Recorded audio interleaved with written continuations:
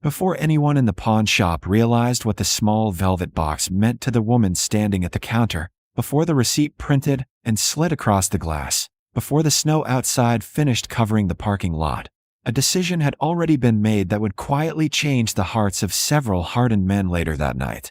It was the kind of decision that happens when a mother runs out of options but refuses to run out of hope. Emily Carter stood beneath the harsh fluorescent lights of the pawn shop, just off Highway 191 outside Bozeman, Montana, her fingers resting on the edge of the counter as the clerk carefully examined the ring she had just handed him. The thin band of gold had once symbolized a life she thought would last forever. Her wedding ring, a piece of jewelry she had worn every day for 11 years, through laughter, through long nights, through the quiet mornings when everything still felt possible. But now it sat under a magnifying glass like just another item for sale, its memories invisible to the man weighing it. Emily didn't cry, not when he told her the price, not when he slid the small stack of bills across the counter. She simply nodded, thanked him softly, and tucked the money into her worn wallet, because the ring had already done its job. That money meant insulin, and insulin meant her son would wake up tomorrow. Outside, the cold wind hit her cheeks as she stepped onto the sidewalk, and for a moment she stood there staring at the gray winter sky, taking a slow breath before pulling her coat tighter and walking toward the old sedan parked across the street. Inside the car sat 10-year-old Daniel Carter, bundled in a thick hoodie, his breath fogging the window as he traced shapes in the frost with one finger.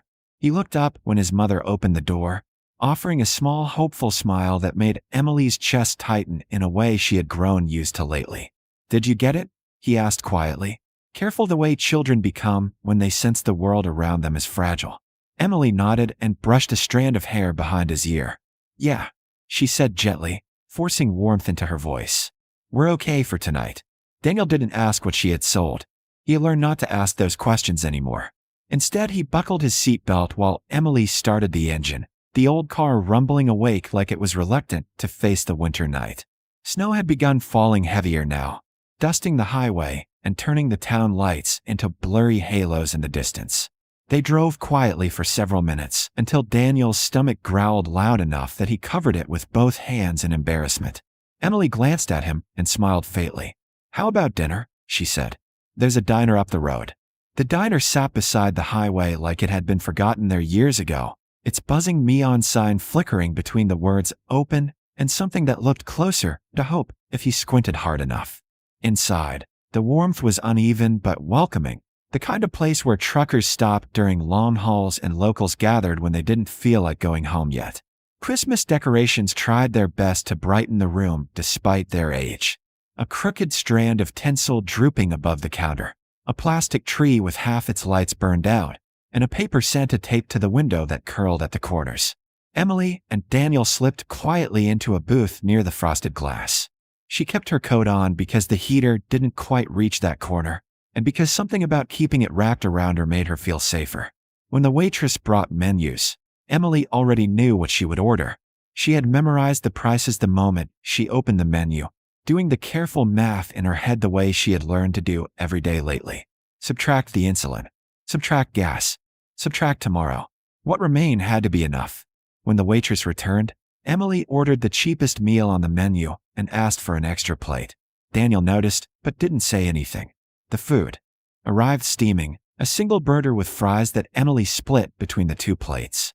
Daniel waited until she finished dividing it before picking up his half. "You should eat more," he said softly, nudging a few fries toward her side. Emily shook her head and smiled. "I'm not that hungry." It was a lie spoken with the gentle certainty only parents seem able to manage. Daniel nodded as if he believed her, though the careful way he ate suggested he understood more than she realized. Outside, the snow thickened across the empty highway, the flakes drifting slowly beneath the diner's glowing sign. Inside, the jukebox hummed softly in the corner while a few travelers finished their meals. For a moment, it almost felt peaceful. Emily watched her son eat and allowed herself to believe that tonight counted as something close to normal. But then the door opened, and the quiet shifted. The wind rushed in first, followed by the heavy sound of boots striking tile. 6 men stepped inside wearing worn leather jackets marked with the unmistakable patches of the Hells Angels Motorcycle Club. Their presence filled the diner instantly, the way thunder fills a valley even before the storm arrives. Conversations faded. A waitress paused mid-step. One of the truckers near the counter turned slightly on his stool. Emily felt the change without even looking. Instinct told her to keep her eyes on her plate, to stay small, to draw no attention at all. Daniel, however, glanced curiously over his shoulder for just a moment before turning back toward his food. The bikers took a large table near the middle of the room, their chairs scraping the floor as they sat. For several minutes the diner existed in a strange quiet balance between normal conversation and the awareness that something had changed. Emily tried to focus on Daniel finishing his meal. She tried to focus on warmth and the soft glow of Christmas lights reflecting in the window. She tried not to think about the folded pharmacy receipt tucked inside her wallet. Then Daniel looked up at her, his expression thoughtful in that serious way children sometimes have when they are trying to understand something bigger than themselves. His voice was soft when he spoke, almost a whisper meant only for her. "Mom, if we eat all of this tonight," he asked gently, "will we still have enough for my insulin tomorrow?" The question wasn't loud, but it carried across the quiet diner like a dropped glass. Emily felt her throat tighten instantly, tears rushing to her eyes before she could stop them. She opened her mouth to answer, but no words came. And behind them, at a nearby table where leather jackets creaked softly as someone shifted in his chair, a large biker who had been quietly drinking his coffee suddenly froze, the boy's innocent question pulling him back to a memory he had spent a lifetime trying to outrun. The boy's quiet question about tomorrow hung in the air of the small diner longer than anyone expected, lingering like the final note of a song that no one wanted to acknowledge but couldn't ignore. And at the table, just behind Emily and Daniel, a large man wearing a weathered leather vest slowly lowered the coffee mug he had been holding halfway to his lips as something deep inside his chest tightened in a way he hadn't felt in decades.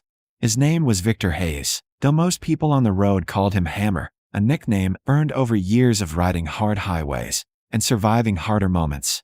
And the patch stitched across the back of his vest carried the unmistakable emblem of the Hells Angels Motorcycle Club, a symbol that usually made people step aside when he walked into a room. But right now Victor wasn't thinking about reputation, or the 6 other bikers sitting at his table, or the wary glances some of the diners were still casting in their direction. All he could hear was the small, careful voice of the boy asking a question no child should ever have to ask. "Mom, if we eat all of this tonight, will we still have enough for my insulin tomorrow?" The words didn't just reach Victor.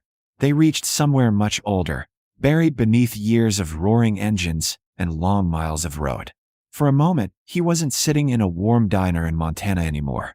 He was 12 years old again, standing barefoot on the cracked linoleum floor of a tiny trailer outside Bakersfield, watching his mother scrape the last bit of canned soup into a bowl and push it toward him while pretending she wasn't hungry. He remembered the hollow ache in his stomach, the way he had once asked the same question about food, the way his mother had smiled even though her eyes had looked tired enough to break. Victor blinked slowly, forcing himself back to the present as the quiet tension of the diner settled around him. Across the room, Emily had wiped her eyes quickly, tried to hide the tears from Daniel, her voice catching as she gently broke the burger into smaller pieces and slid the larger half toward him, as if that simple motion could somehow protect him from the truth. "Eat, sweetheart," she whispered softly. "It's okay." Daniel hesitated before nodding, but the careful way he chewed made it clear he was still thinking about tomorrow. Victor stared at the table for several long seconds, his thick fingers resting against the ceramic mug while the steam from his untouched coffee curled upward into the dim lights. Around him the other bikers had gone quiet too, though most of them were pretending not to listen, focusing instead on their plates or their drinks. Men like them weren't known for stepping into moments like this. They were known for thunderous motorcycles, long rides across empty highways, and reputations built on toughness rather than tenderness. Yet the silence stretching through the diner told a different story tonight. One of the younger bikers across from Victor shifted in his seat and glanced at him. "You good, Hammer?" he muttered quietly. Victor didn't answer. His eyes were still fixed on the small booth ahead of him, where Emily sat trying to hold herself together while her son finished half a burger that was clearly meant to last longer than a single meal. Victor slowly exhaled through his nose, feeling something inside him move. something that had been quiet for years but suddenly refused to stay buried. He thought about the money folded inside his wallet. He thought about the long road that had taken him from that hungry kid in the trailer park to the man he had become. And he thought about the promise he had made once, standing beside his mother's hospital bed long after he was grown, that if he ever had enough to help someone else the way they had once needed help, he wouldn't walk away. For years he had convinced himself that life didn't give people chances like that. But tonight the chance was sitting right in front of him. Victor pushed his chair back slowly. The scrape of metal legs against the tile floor cut through the quiet diner like a sudden crack of thunder. Several customers looked up immediately. Emily stiffened in her seat, instinctively placing a protective hand on Daniel's shoulder as the large biker stood and stepped away from his table. Heavy boots echoed softly across the floor as Victor walked toward their booth. Every eye in the diner seemed to follow him. The waitress froze near the counter, unsure whether she should intervene or pretend nothing was happening. Emily turned slowly as Victor approached, her face pale with uncertainty, clearly expecting some kind of complaint or confrontation. Instead, Victor simply stopped beside the booth and looked down at Daniel's half-empty plate. For a moment, none of them spoke. Daniel looked up at him with wide, curious eyes, studying the massive biker in front of him the way children sometimes do when they see something unfamiliar but not necessarily frightening. Victor cleared his throat softly. "Kid," he said, his voice low but calm. "You finish every bite of that." Daniel blinked in surprise. Emily's confusion deepened. Victor then reached into the inside pocket of his leather jacket and pulled out a thick, worn wallet. Slowly, deliberately, he placed it on the edge of the table beside the folded diner bill. The soft thud of leather against what seemed louder than it should have been in the quiet room. "Dinner's covered," Victor said simply. Emily immediately shook her head, her voice trembling. "No, sir, you don't have to do that. I can pay." Victor looked at her with a steady expression, not harsh, not pitying, just certain. "Ma'am," he said gently, "tonight you don't." Emily opened her mouth to protest again, pride and exhaustion battling behind her eyes, but Victor raised a hand slightly. "Sometimes," he added quietly, "letting someone help is the strongest thing you can do." For a moment the diner remained silent. Then something unexpected happened. One of the bikers from Victor's table stood up. Without saying a word, he walked toward the register near the counter. Another biker followed. Then another. The waitress watched in stunned silence as they began placing cash beside the register, adding quietly to the tab. No one made a show of it. No one raised their voice or asked for attention. It happened the way real kindness often does, quietly, almost awkwardly, as if the men themselves weren't entirely comfortable with being seen doing something good. Victor turned back to the waitress. "Bring the kids some dessert," he said with a faint nod toward Daniel, "and pack something they can take with them." The waitress blinked rapidly before nodding and hurrying toward the kitchen. Daniel looked at his mother, then back at Victor, disbelief slowly turning into a small smile. And across the diner, the atmosphere that had once felt tense and uncertain began to soften in a way no one could quite explain. The same men whose jackets carried reputations of intimidation had just changed the entire mood of the room without raising their voices once. And though Emily didn't fully understand why strangers were suddenly helping her, she felt something inside her chest loosen for the first time in weeks, as if the world had quietly decided that tonight she didn't have to carry everything alone. The shift in the diner happened slowly at first, like the moment just before dawn when darkness begins to soften without anyone quite noticing. And within minutes the small booth that had held only a single shared plate now began filling with more food than Emily and Daniel had seen in weeks. The waitress returned first, her arms carefully balancing 2 tall mugs of hot chocolate crowned with whipped cream that leaned dangerously to one side, followed by a steaming plate of pancakes, a slice of apple pie, and a small box already being prepared with extra food for the road. She placed everything down gently, almost reverently, as if she understood this wasn't just another order, but something bigger unfolding in the quiet diner that night. Daniel stared wide-eyed at the table, clearly unsure where to look first. The whipped cream slowly slid down the side of his mug, and when he noticed it, he laughed. A small, surprised sound that seemed to ripple through the room and break the final layer of tension lingering in the air. Emily pressed both hands to her mouth as tears filled her eyes again. But this time, they weren't tears of exhaustion or fear. They were something closer to relief, the kind that comes when a person has been holding themselves together for too long and suddenly realizes they don't have to for a moment. Across the room, the bikers had returned quietly to their table, though most of them weren't eating anymore. Instead, they watched in casual silence as Daniel cautiously took a sip of hot chocolate and immediately got whipped cream on his nose, which made him laugh harder. Emily wiped it away with a napkin, shaking her head in disbelief as she looked toward Victor Hayes, Hammer, who sat leaning back in his chair with his arms folded across his chest, as if he had simply done something ordinary. For a man who carried a reputation built on toughness, he looked strangely uncomfortable being the center of gratitude. So when Emily stood up and slowly walked toward him, he instinctively shifted his gaze toward the window, as though studying the falling snow outside.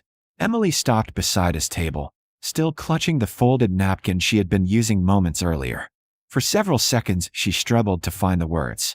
"I don't even know how to thank you," she finally said softly, her voice thick with emotion. Victor looked up at her, his expression calm but thoughtful. "You don't have to," he replied quietly. "Just take care of that kid." Emily nodded, wiping at her eyes again before returning to the booth where Daniel was now enthusiastically attacking the pancakes with the determination of someone who had spent too many days worrying about portions. The diner slowly returned to life around them. Conversations restarted. Coffee cups clinked softly against saucers. A trucker near the counter wiped his eyes discreetly and pretended to focus on his meal. The jukebox in the corner resumed humming an old Christmas song that sounded slightly warped from years of overuse. Outside, snow continued falling across the highway, covering tire tracks and turning the world beyond the windows into a quiet white blur. When Daniel finally leaned back in his seat with a satisfied sigh, the waitress returned with a paper bag filled with extra food and placed it carefully beside Emily. "For later," she whispered with a warm smile before walking away. Emily helped Daniel pull on his coat, her hand still trembling slightly, but no longer from fear. As they stepped toward the door, she paused and turned back toward Victor one last time. Their eyes met across the room.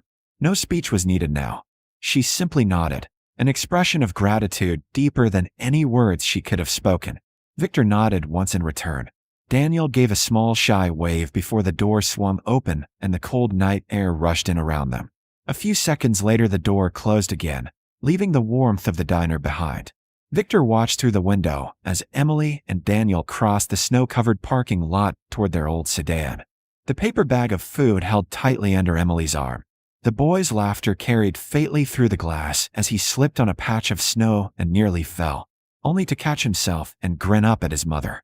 Victor didn't realize he had been holding his breath until the car engine started and the headlights slowly disappeared down the highway. One of the younger bikers at his table leaned over with a crooked grin. "Didn't know you had that kind of soft spot, Hammer," he said quietly. Victor didn't respond right away. Instead, he continued staring at the empty parking lot as fresh snow slowly covered the footprints Emily and Daniel had left behind. After a moment, he exhaled slowly and leaned back in his chair. "Yeah," he said under his breath, almost to himself. "Me neither." Around them, the diner returned fully to its normal rhythm.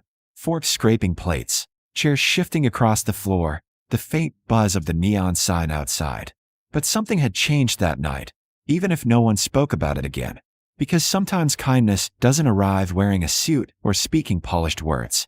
Sometimes it walks through the door in worn leather jackets and heavy boots, carrying the weight of long roads and rough reputations.